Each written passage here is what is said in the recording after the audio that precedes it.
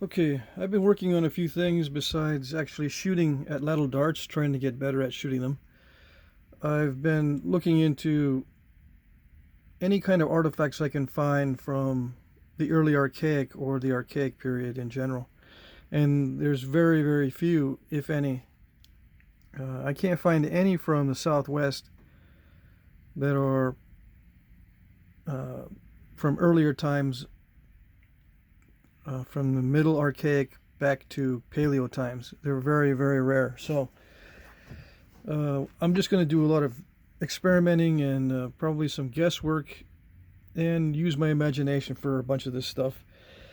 But I am going to, rely on more recent artifacts to construct some of these things. All right. The first thing is I hafted one of these Baker points onto a foreshaft I think would work for the width of the base of the Baker point. Okay, the base of the Baker point is relatively wide compared to some of the other archaic artifacts with stems. So I assume the foreshaft was thicker. Okay, that's my assumption. Now there are different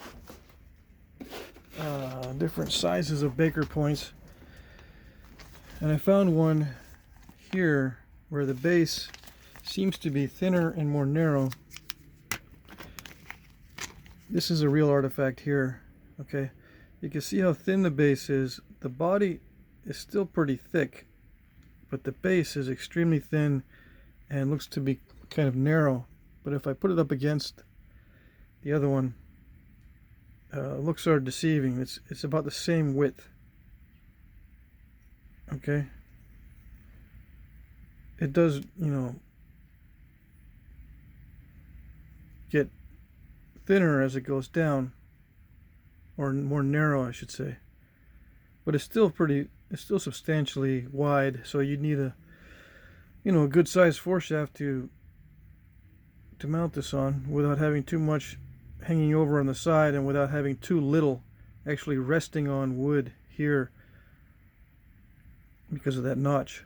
Now that notch may correspond to a V inside the notch. If you carve a notch a certain way, like if you grind it this way and then grind it that way, it produces a protrusion at the bottom of that notch, okay, which can fit into that groove. But I think what the groove was for, and I've changed my mind on this, I think it's for allowing glue to grip it better and to prevent side-to-side motion. Now, of course, the protrusion in the bottom of the notch will also prevent side-to-side motion. So it may be a combination of both or one or the other. Anyway, whichever way you think, I am going to make some of these on film. I'm going to be doing some napping here pretty soon of these thinner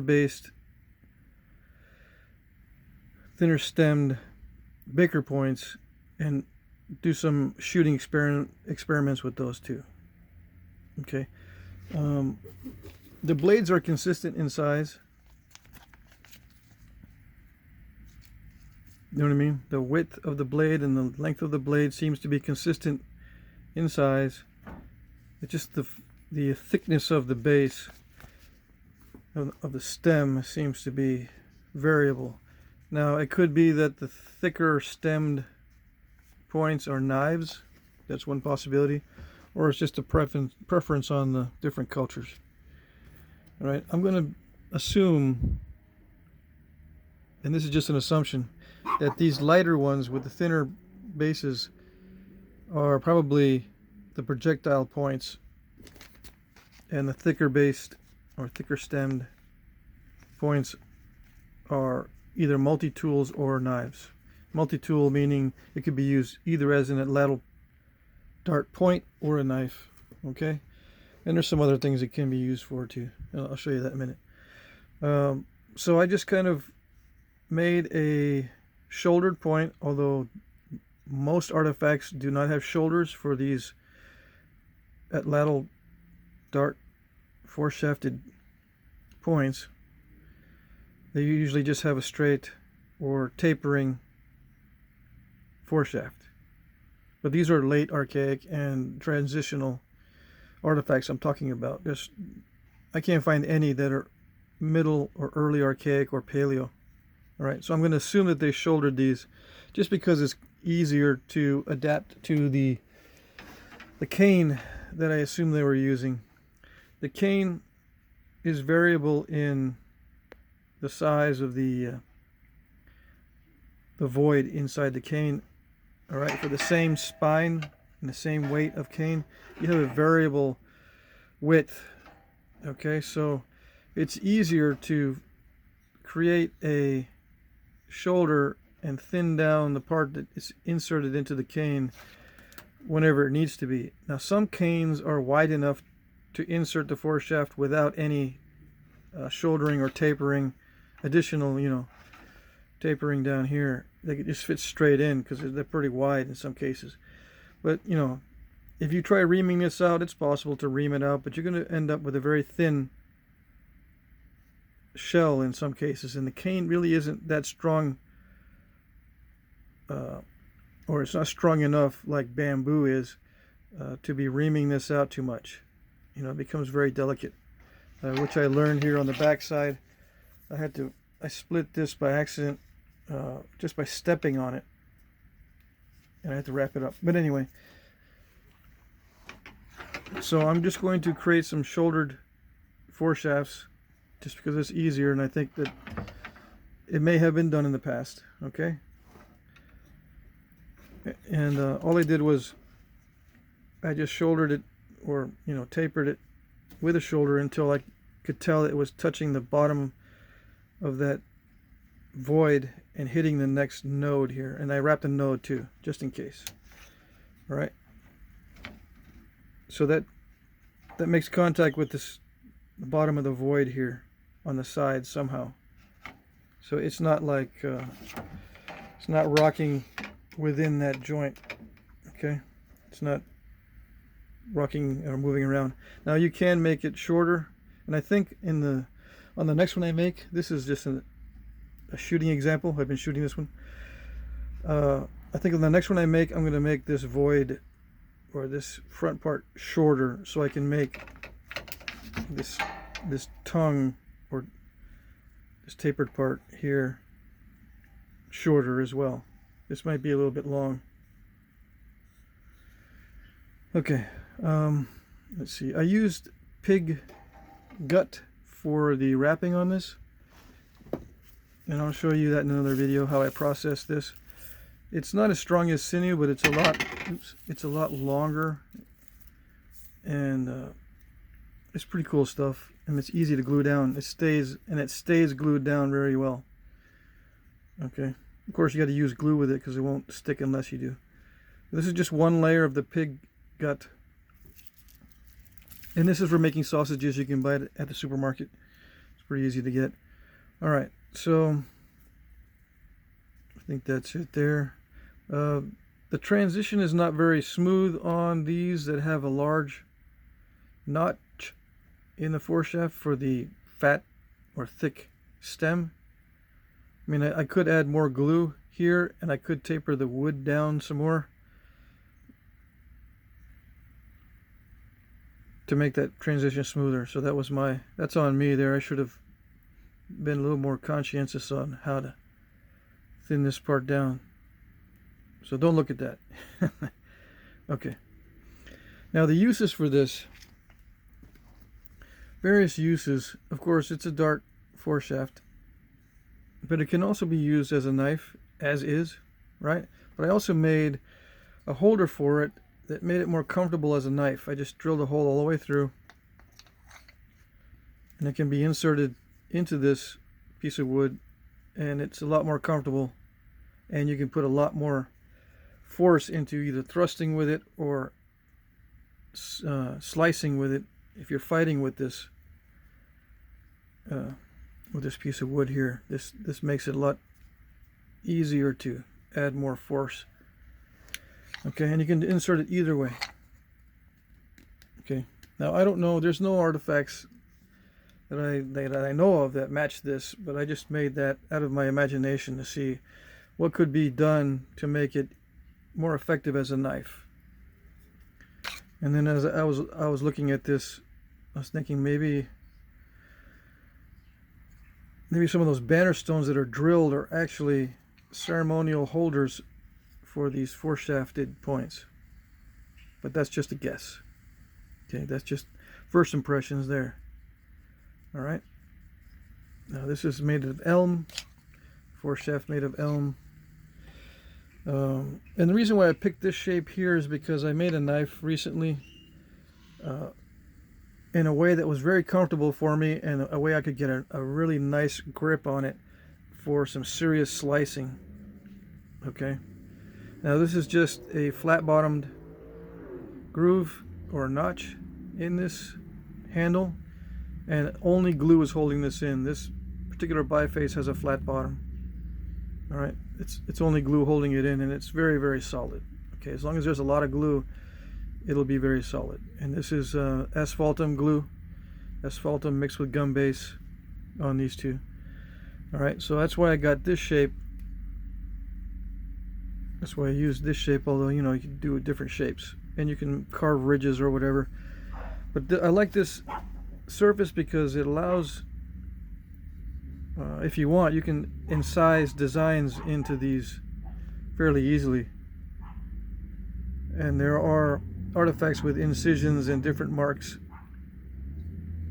not knife handles, but, you know, stones and such that have incised, well, they assume ownership marks or some other types of, I don't know, maybe calendar or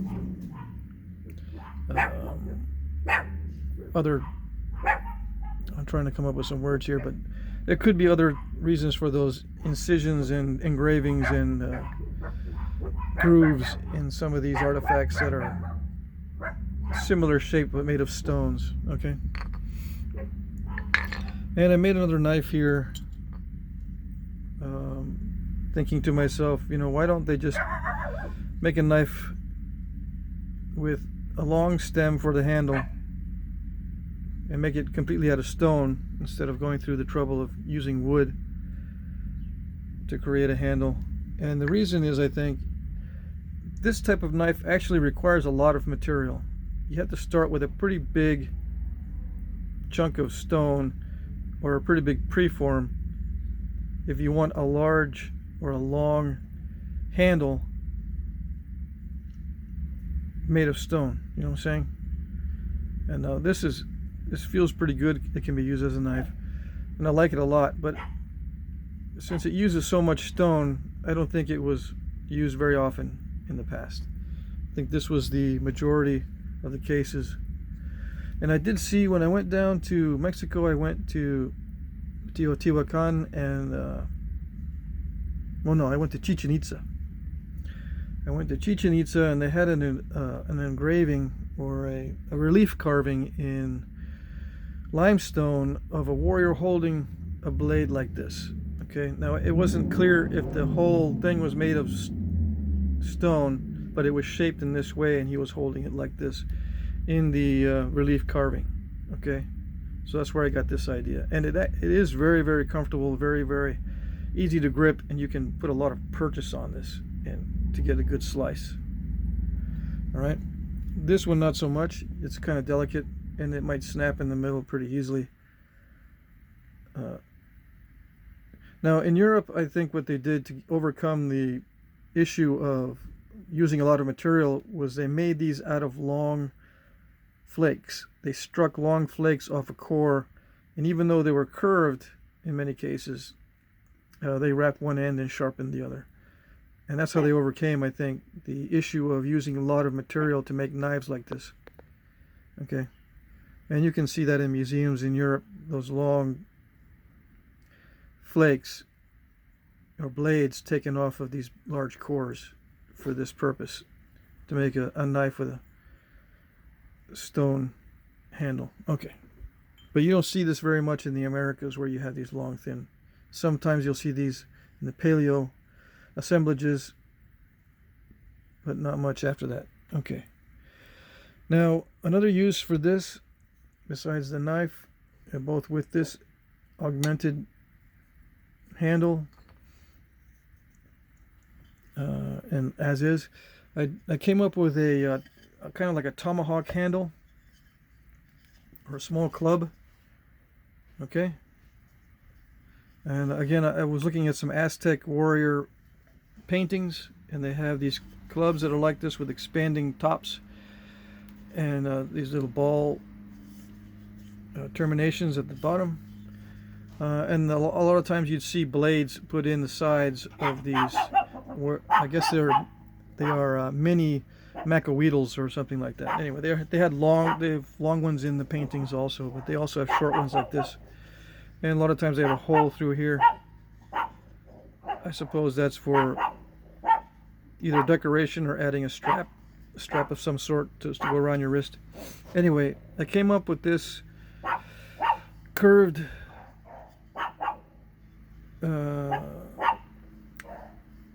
top here because I was going to insert an axe blade into this part.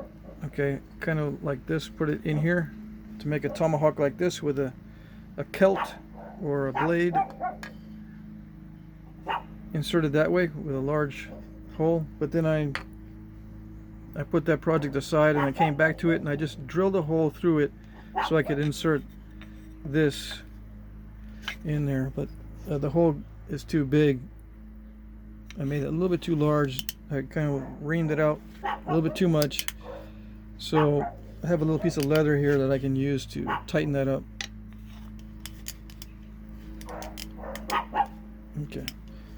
And if I hit it on here, I can seat this in there pretty tight. Okay. I just tap this and it'll seat it in pretty tight.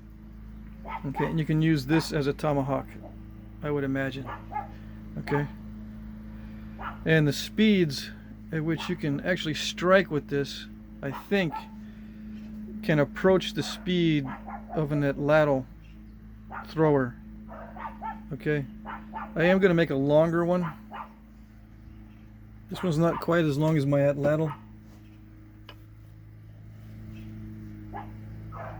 So I'm going to make one that's a little bit longer than this, and you know, it's going to be having this curved area coming out this way too. It's not going to go one way. This was just the shape of this branch. It made it easy to make it this way. But on the next one I'm going to make it a much larger, thicker piece of wood, and it'll be like a Y shape, just like in the Aztec paintings where there's these mini macaweedles that have that shape. Okay. But I think this is a viable shape for clubs or weapons in the Southwest as well. Okay. And I think this may have been one of the ways you could use this hafted point, okay, as a tomahawk.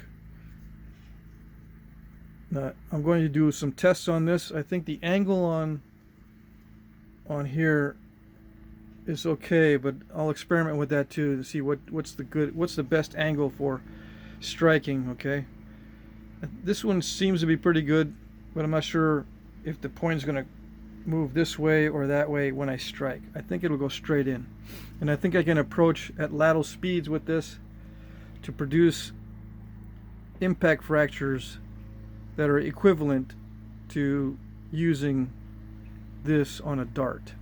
Okay, which a lot of the archaeologists haven't even considered. You know, they haven't considered using a hafted point in a tomahawk or a club type weapon to produce a killing blow. You know, you could finish something off with this or use it in warfare. Okay, I have not seen any explanations or even considerations of this producing impact fractures with this kind of arrangement. So I'm going to do some tests on this. I also think we can achieve Atlatl speeds with thrusting spears just by handheld and pushing. Okay, I'm going to do some tests on that on the chronograph to see if I can actually push a thrusting spear fast enough to produce a 45 mile an hour or 50 mile an hour thrust to produce impact fractures as well. Okay, now these here are different nocks for this Atlatl dart. I put little tongues on here, friction fit. Now friction fit, I've got some questions on how to make those. It's just trial and error. You just have to whittle this down slowly, stick it in, see if it fits. If it doesn't, take it out, whittle it down a little bit more, or use a sandpaper or a belt sander. Very slowly whittle it down until it fits. Okay, and a lot of times you'll whittle down too much and you got to start over again, but that's just the way it goes. Okay, so this one here is designed to accept the this little spur on the Atlatl. Okay, and this one here, the other one, is designed to be shot from a bow. Okay, now believe it or not, I can actually shoot this Atlatl dart from my archery bows, and I've got a 70-pound bow that I've been shooting this out of, and although it's really awkward and sticks out really far, I can shoot this Atlatl dart from my 70-pound bow at speeds faster than I can shoot with my Atlatl. Okay, and that's not surprising, but it is kind of eye-opening, because what I think I'll do is I'll use a bow to fire these darts at my target when I'm doing testing. It's a lot more accurate, and I can vary the speeds a lot easier than throwing the Atlatl dart and trying to vary the speeds or keep consistent on my speeds. With a bow, I can just draw it to like a place marked on the dart each and every time, and I know that it's going to be the same force each and every time. Okay, so that's what I'm going to do for my tests, and I was excited about that because it's going to make it so much easier to hit my target right where I want and to perform these tests. Okay, so I'm excited about using this particular arrangement to do the testing, and kind of gives you food for thought on a transition from Atlatl to bow. I think there may have been a period of time where these Atlatl darts were starting to be fired from bows, and then the dart became shorter and shorter as it became apparent that it was just too awkward to shoot a very large dart from a bow. Even though I do have a very long bow that is, that can handle the dart, that's still kind of awkward. I'm going to make a very long bow of about 40 pounds of draw weight to see if it'll fire this as well, with great speed as well. The 70-pound bow is a little bit of overkill. It is a long bow. It's like 70 inches long, or let's say between 68 and 70 inches. I gotta measure it, but it's made of juniper. It's a big long bow that I'm using, and I don't need to draw it all the way back to achieve the speeds that I can with an Atlatl. All right, so I'm going to make a bow that's lesser in poundage, probably about 40 pounds, that I can draw back to about 36 inches or so, and see how that fires the Atlatl dart. So all these things are going on in the background. That's why I've been not posting very much lately. I've also been trying to catch up on various other projects on the side, a lot of research and reading, a lot of scientific type of research as far as how to conduct research and how actually these sites are recorded and blah blah blah. But anyway, I'll share that with you eventually. I am going to continue with this series before I move on to some other types of videos. I have some requests for doing glass napping. I keep getting requests for that, so that's coming up right after this series, after I close up this series. And I'm not positive, but I probably won't make a video on testing this dart on an actual carcass of an animal. I'll just probably shoot into a predictable substance like layers of cardboard or layers of drywall or something that'll be easily reproducible by you guys out there if you want to do the same kind of tests. Okay, and let's see here. Went over this. I've got some other artifacts that I'm going to show you in the near future. Let's see here. But that'll be a different series. I'm going to try to use artifacts with each series, okay?